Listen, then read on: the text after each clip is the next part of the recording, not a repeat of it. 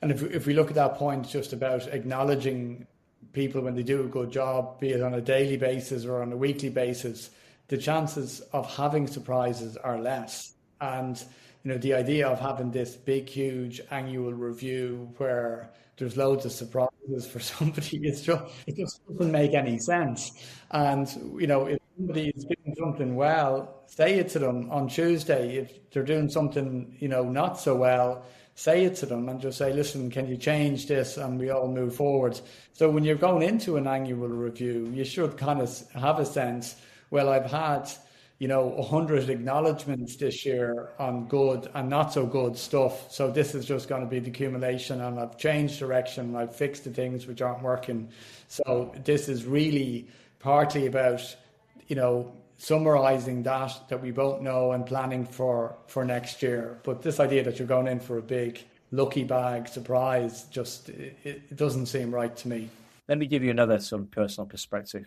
One of the words that I think I struggle with in business life is talent, because everybody is talented and it's up to the organization to find an environment, all things being equal, for anyone to maximize their ability. I think the problem with the talent word for me is it automatically disenfranchises those who aren't on a particular list, those who aren't in the talent profile, those who aren't this. And so I'm a strong believer, and again, this isn't from me, I got this off Radical Candor. I'm a strong believer that actually, ultimately, what you're saying to yourself is, what sort of growth trajectory are people choosing to want in their careers? And if you have a fast and an ambitious growth trajectory, then maybe we'll call you a superstar, right?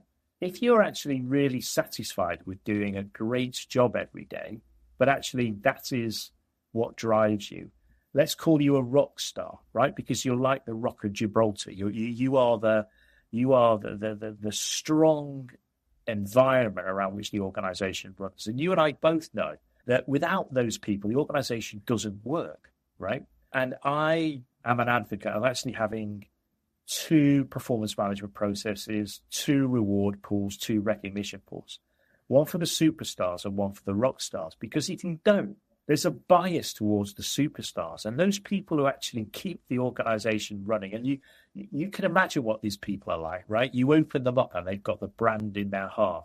They turned up for, every day, done a great job with customers. Well, actually, I want them to have a great experience in terms of their performance management process. So one of my personal sort of recommendations is the book is think about maybe doing different things for different sorts of people, because ultimately what you want is to make everyone the best that they can be. And as soon as you put labels on different groups, you're disenfranchising others.